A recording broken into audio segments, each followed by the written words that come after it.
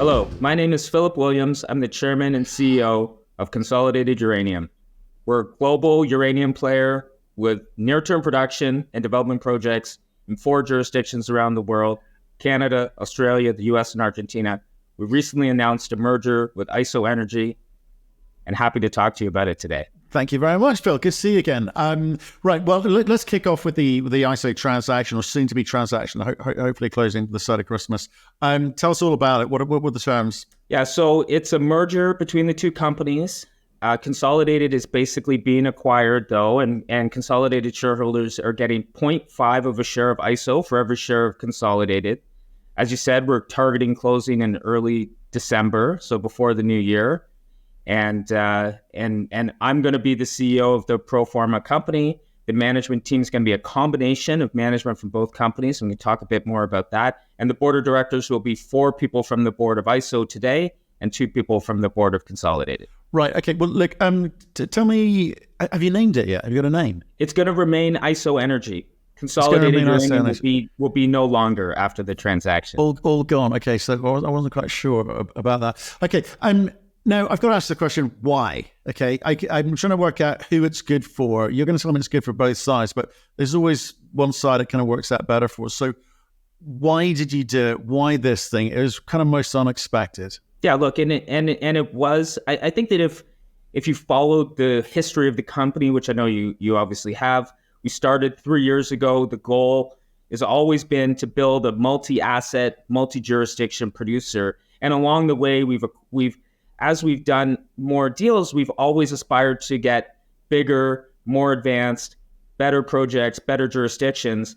One of the jurisdictions that's been missing from the Consolidated portfolio up until now has been the Athabasca Basin. Obviously, the top jurisdiction in the world. Amazing, great projects, lots of exploration potential, existing mines in production. And so for us, being able to get into the basin was something we've been thinking about for a long time. How do you get in there was always the question. And when the ISO opportunity came up, probably like a lot of people, we thought, well, is this really the way to get in? And as we scratched below the surface, got to know the team better, got to know the assets better, the Hurricane project, the exploration potential, the light bulb went on, and it was a great fit for us. I think it's going to be tremendous for the platform going forward. Okay, so you want to be a large multi-asset, multi-jurisdictional uranium producer. I guess the word producer is a kind of a slight anomaly there, because your portfolio pre and post this transaction have got very long lead items, let's put it that way. You're quite far away from production. So why did you feel it's better to kind of go after this kind of, like, say, I'm going to call it advanced exploration, maybe development type play with, again, so far indicative of long, permitting and licensing process ahead of it? Would it not have been better to kind of go for somewhere else in the world, which is actually closer to production? Yeah, look, so the answer is multifaceted, Matt. The first thing that I think I need to highlight is in our portfolio, we do have near-term production. So in the United States, we have 3 past producing mines that were in production in the last bull market. They started going back into production at where prices are currently, and were in production in 2007, 2008, and shut down in 2009. Those projects can go back in production very quickly. So 6 to 12 months, we could be producing from those projects. So I would argue that's as short a time frame as kind of anyone's looking at. But at scale, Phil, those are not big producers in the US, right? And I know you've got the deal with Energy Fuels in terms of access to the White Mesa Mill, etc. It's kind of good, but one of your criteria was scale, globally significant, right? So again, apart from those, what else have you got in the portfolio, or is there something coming down the line? Yeah, well, I think it's a bit of both. So you're right. In the U.S., we could probably, based on historic production rates, we could produce about 1 million to 1.25 million pounds of uranium, which is not insignificant. And by the way, we think that can be done profitably at where we think prices are going, and that cash flow can serve to help advance the other projects. But you're totally right. In the Athabasca, developing a project is a multi-year scenario. And from where Hurricane is, it's several years out for sure from being in production. It's not something that's going to be turned on tomorrow. But I think one of the things that investors need to think about, or any industry player, quite frankly, is that there's mines being permitted in the Athabasca today, and there's new methods of mining, surface mining, these types of deposits that are being pioneered by the likes of Denison that could actually potentially move these projects ahead faster than a traditional way of mining them. So it might surprise people on that front, but definitely we still need to fill in the portfolio to become that significant multi-asset, multi-jurisdiction producer. And how do we do that? I think there's two ways we do it.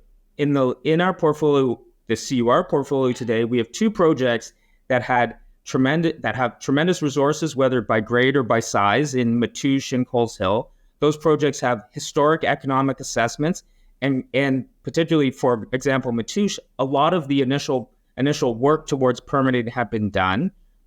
Those projects have some historical impediments to development, which we think we can make some progress on. Those projects could move over into the development track if we can make some success there.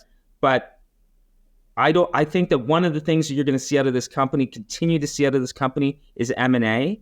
And we talk about being a multi-jurisdiction, multi-asset producer, and we talk about that for a reason. So the reason is because historically, single asset, single jurisdiction uranium companies have been inherently risky.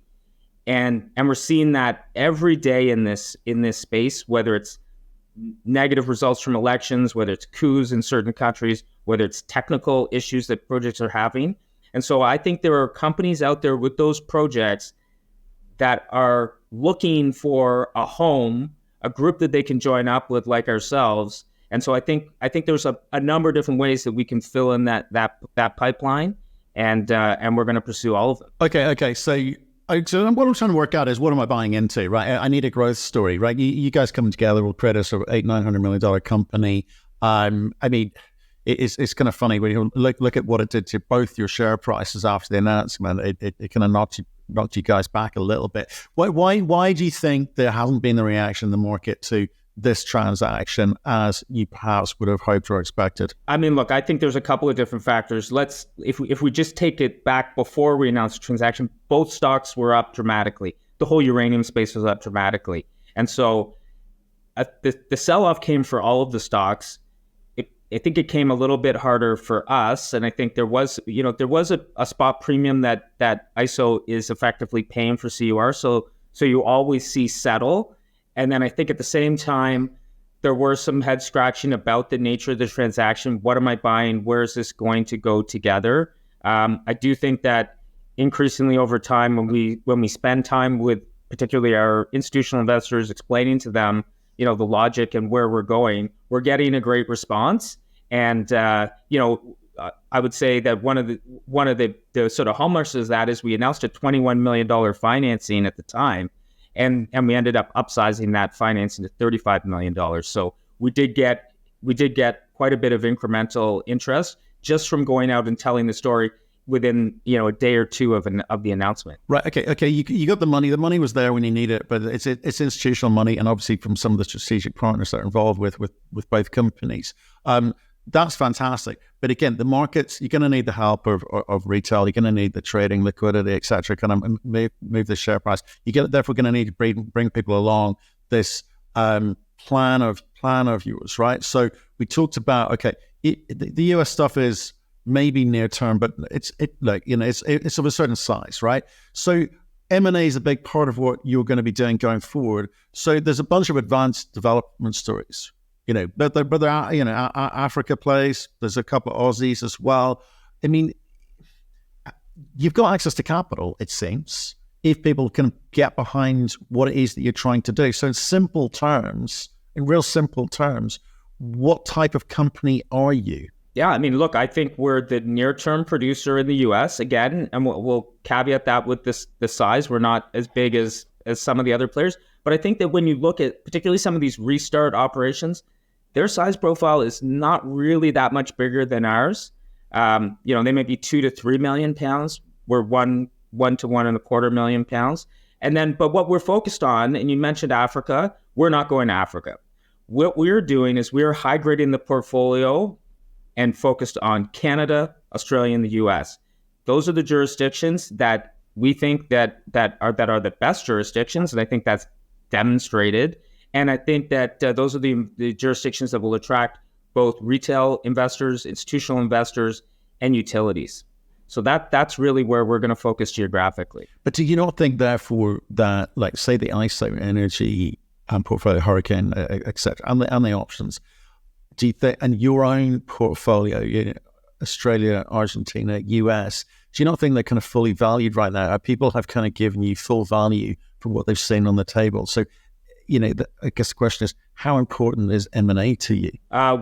So I argue that they're not giving us full value for the projects. I mean, I can tell you that each one of those options that we talked about is worth the value of CUR today. If you look at what they traded at historically or what they're worth on a, NPV value, those projects are being heavily discounted for those, as we talked about, historic development challenges.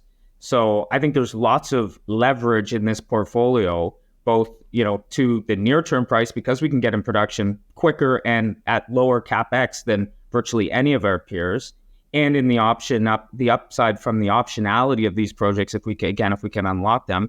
And then Hurricane, it is hands down the highest grade project in the world.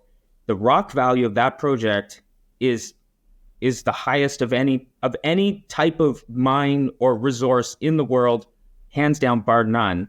So there's tremendous amount of margin in that project, and depending on where you think prices are going, there's a huge upside in that project. Okay, but let's take a look at how people view companies. Okay, the near-term production out of the US. Okay, you haven't got your own mill. You're going to be, utilizing the White Mesa mill, your Energy Fuels White Mesa mill. There's a kind of cost to that. So in terms of, what does uranium price need to be for that to be not just profitable, but do what you said earlier in this conversation, which was maybe feed into some of the costs across the rest of the group in terms of developing some of these exploration assets. There's that question, which I think people need to understand, and then there's the case. Well, let's start with that. How should people view that? Look, I think that we're getting very close to the price that will make those mines profitable. If you look at where they produced in the previous cycle and what their costs were, we obviously have to update those costs for today, and we're in an inflationary environment, so I think costs, we can all agree the costs are higher, but that's structural across the whole, everyone that's producing uranium. That's not exclusive to ourselves. But I think we're getting closer to that price, and you point out the mill.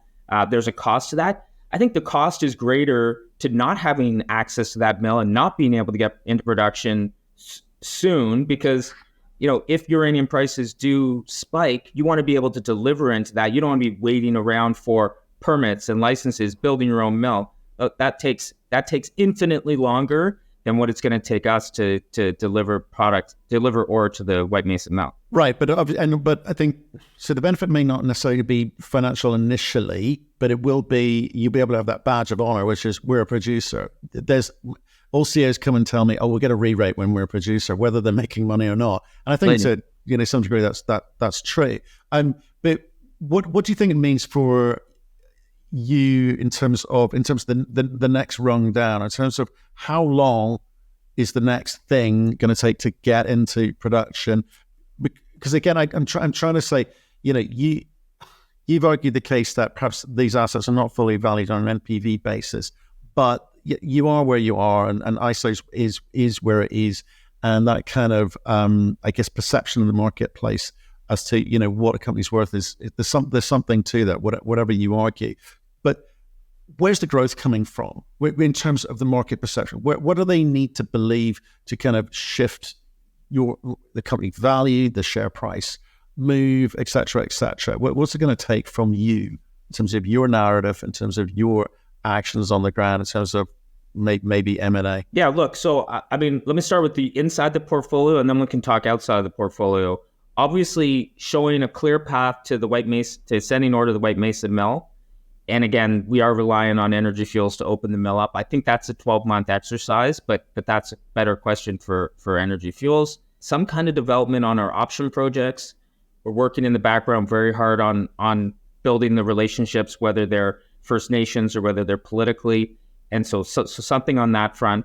I think that, if you look at the ISO side of the portfolio, there's obviously development in Hurricane, and they're working on a concept study and potentially a PA on that project could come out next year. And then I think the real hidden gem in ISO is the exploration portfolio and the team. So here you have a company that was started in 2016 that put together some of the best exploration projects in the basin that have not been worked because they were all overshadowed by the discovery at Hurricane. We're going to get back to that. And then on the M&A front, I believe there are significant and creative transactions that we can do out there in the market to fill that portfolio. You want us to do the same thing that we want to do, which is what's the next? We want to identify and show the market what the next production asset is. It may or may not be in the portfolio today, depending on what I just explained as to the paths on those kind of three key assets. If it's outside of the portfolio, let's find it, identify it, bring it in. And look, I think if anyone's followed us, they know that we're very active, we're very aggressive. We've always got other things kind of that we're working on.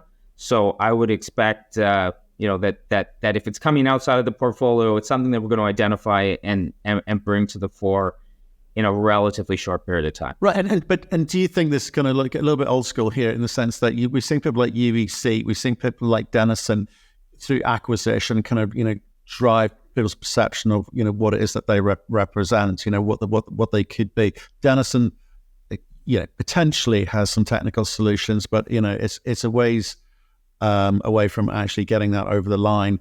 UEC's got to show that it's got something which more than just a lot of names in a portfolio. So I come back to that question of in terms of how you position yourself for success in a market like that. Relatively uranium is a very small sector, very small space. We're seeing a lot more M&A happening. Very few big names, and even they are don't actually find it that easy to kind of access cheap capital. So what sets you apart from some of those other big names that people might be used to hearing? Look, I think one of the things that really sets us apart is our strategic investors. We are, even post this transaction, NextGen's going to be our biggest shareholder.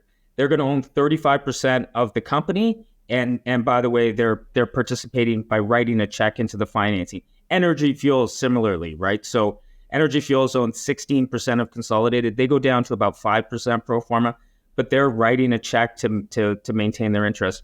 And so that's on the corporate side. And then on the investment community side, the major investors in that financing and backers of the company, Mega Uranium, Sachem Co., these are acknowledged leaders in the space. They've been around, they've seen all the companies, they know all the management teams, and they're backing us, putting their name in the press release to support this company. So I think, again, we're setting ourselves apart, and they see it. I think others will see it once they actually do the work. Okay, right. That can explain the kind of, it answers the question in terms of why this transaction, and I guess maybe what next from you guys. In terms of your view of the marketplace, obviously uranium price doing a lot of heavy lifting for a lot of people at the moment. We're in sort of, it's down at mid 70s now. What's it going to take for the waters to break, as it were? Still not quite there, are we? Or for prices to go higher? I mean, look, Yeah. Well, for companies to actually start saying, right, we're going to start signing contracts, we're actually going to start meaningful moves into allocating some capital towards trying to move into production. We've seen companies stumble along the way so far and come up with lots of reasons why they're not actually going to get motoring anytime soon. Despite prices being in where we are and contract prices being written higher. Yeah, look, I think all of this is indicative that it's a really hard space. Like, uranium is just not the easiest commodity to go out and build a mine around. And even the restarts that are out there are going to struggle in some way, shape, or form, could take longer, cost more, et cetera. So, I do think people are making noise. There are contracts being signed, and there are people that are putting their hand up saying we are moving things back into production. Even at these levels, I do think that, again, I think everyone's going to struggle a little bit. And so structurally, it's going to support prices higher for longer. I think the general market has to come along too. I mean, even when we sit at $70 uranium and the broader market's getting wiped out, uranium stocks have these massive down days, and that makes it hard for people to plan and know that they're going to be able to raise the capital to do the thing that they say they want to do. So prices have to stay high where they are at least, and hopefully go higher. I think there's a real reason for them to go higher, and then we're getting a lot of generalists calling us looking into the space, but they kind of teeter, and because we've seen this game before. They come in, they get burned a little bit, then they leave. I think they need to see that this is going to be a sustained level, and that it could potentially go much higher, and then we'll get that capital chasing us, and then once we have that, we know that we can get the capital, then we'll make the decisions to really move assets ahead. Right. Are you hearing anything else in the market? I mean, it's a bit more macro conversation at this point. Obviously, you've got a bit of production potentially coming into the market in the near term out of the US. Have you got contracts in place? Are you selling at spot? I mean, how do you run that side of the business? Look, so we do not have contracts. Our whole kind of raison d'etre is to give our investors maximum exposure to the price of uranium. And we've watched contracts get signed that have floors and ceilings, and you say, well, that's maybe not as interesting for us, particularly as you point out, we don't have the largest production profile in the world. So we can sell it theoretically into the spot market, at least tied to the spot market without massively negatively impacting it. And then at the same time, because we're taking our lead from Energy Fuels, so we have had a bunch of conversation with them about, hey, maybe we can draft in behind you guys on your contracts. I think the landscape changes now that we're part of ISO, particularly because the CEO, the current CEO of ISO, who's going to be the president of the company going forward, Tim Gabbert, he's a veteran of the uranium market. He's sold uranium all over the world in his previous roles at Cameco. And so, and then take it one step further. If you've been following the way NextGen's talking about their contract book, it's a very exciting way to look at maximizing value for these pounds. And so we're going to take a little bit of a step back, and from this stronger position with these stronger partners, figure out exactly how we're going to give our investors the highest amount of leverage to the price of uranium that we possibly can. Right. Okay. And so how do you prioritize your allocation of capital within your portfolio, given what you're seeing out there in the marketplace, given how you're saying that the market is reacting to maybe price signing? It's irrelevant what companies are doing to a greater degree. And certainly a lot of the exploration companies they could sit and do nothing, and the share prices move up and down according to price at the moment, it seems. So how do you come at it? Yeah, look, and that's a very frustrating part of this market. And I've been saying this for a couple of years, that people are going to start stock picking and actually following the companies that are actually doing something. It hasn't necessarily played out that way, although I do think that if you look at it, we've outperformed particularly some of the much smaller companies. The way that we're going to allocate our capital is we're on a project by project basis, with the view to, we really need to advance these projects so that we can make decisions, hit buttons to go into production in the U.S. And potentially overcome those hurdles. So really, I would say on a high level, it's roughly half of our expenditures will be in the U.S., half of our expenditures will be in Canada. We need to show that Hurricane can move ahead, and we need to test the exploration potential on some of that other projects. We need to show that we need to do the things on the ground in the U.S. We just announced that a drill program completed, the first phase of our drill program completed. We announced that today at Tony M. But we need to show that we need to be ready to hit the button when Energy Fuels calls us and says, "Hey, we're opening the mill in 6 months." We need to be in a position that we can go ahead and meet that timeline. And then in the background, spending less money, but important money on behind the scenes work at Matoush and at Virginia to slowly move those things ahead, so that we potentially can unlock the value in those assets. So I know you've got to go to the contract with Energy Fuels, and White Mesa Mill is okay. Well, you said you've got to wait for them to say, "Oh, the mill will be up and running by X date." So you slide it, because what we don't want to see, or you definitely don't want to see, is a situation like Peninsula Energy having UEC turn around and go, "Actually, we're no longer going to be supplying into that contract, because we're not starting up our mill anytime soon. In fact, there's no one there to do it. So how do you are there any guarantees on that production or that production timeline? Yeah, look, it's on the timeline, there are no guarantees. The timeline will be the timeline to open the mill. But the contract is a 5-year renewable contract. I think what makes it very different is Energy Fuels is a shareholder in our company. If UEC owned shares of Peninsula, they would never, I can't say they would never have done that, but they would have paid, like they would have lost a significant amount of money in the market because of what happened at Peninsula shortly after that. Here, that's not the case. And Mark Chalmers is on the board of CUR. What Mark really wants, or what Energy Fuels wants, is when they turn the mill on, they know that they have enough ore to keep it going. It's a hungry mill. It needs sources of feed. And I think they look at the world and say, okay, we have our mines that we're moving ahead.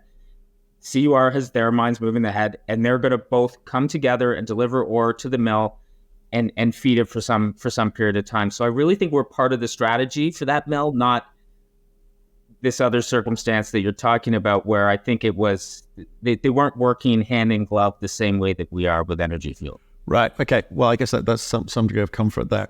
Well, Phil, appreciate the update, and I think more importantly, it's just kind of in my mind to be able to walk away and go, right, the deal kind of makes sense. Well, it definitely makes sense, I think, for ISO in a way, because if you think about it, it was of a certain risk profile in the sense that single asset, single jurisdiction, and perhaps there's lots of things can go wrong, like stuff gets delayed. But as within a kind of portfolio like yours, do you sort of see that actually kind of blending that risk for them? Is that be fair to say? Yeah, I think so. And I mean, I think that the mindset, like you're talking about very specific strategy by the company, but I think the mindset of the board of ISO is that uranium is going to be much higher for much longer than anyone thinks. Assets are mispriced, even if they've risen dramatically from the bottom, and you want to own more of them. I think that if you look more specifically, yes, that asset part of a portfolio takes a little bit of the light off of it so that it can be advanced properly without having to worry, we have to move it much faster because it's the only thing that we have. We're going to do things right. They were going to do things correctly anyway with that asset because we know that who those people are and their track record. But I think this takes a little bit of light off that. And then I think the other thing that it does is it's a bit of an offensive move where you say, if people are waiting around for us to potentially have to sell the asset or do something with it, we don't have to. We have other options. We've got mines that we can move ahead right now. We've got other development projects in the pipeline, and we're not so kind of tied to it. Notwithstanding, if you only had to be tied to one project in the world, that's one that you'd like to be attached to. It is head and shoulders one of the best projects in the world. It's definitely head and shoulders one of the best grades in the world for sure. One of probably the best grade in the world, and that's why I was asking the question about allocation of capital and sort of where your mindset is in terms of how you manage a larger portfolio, and it will continue to grow, and people will continue to question the type of vehicle, the type of company that you are, no matter what your statements about, in terms of size, multi-jurisdictional, uranium producer, etc. You've actually got to deliver on that. So, good conversation today. I appreciate your time, Phil. Stay in touch and let us know how you get on, please. Absolutely. Happy to chat again soon, man.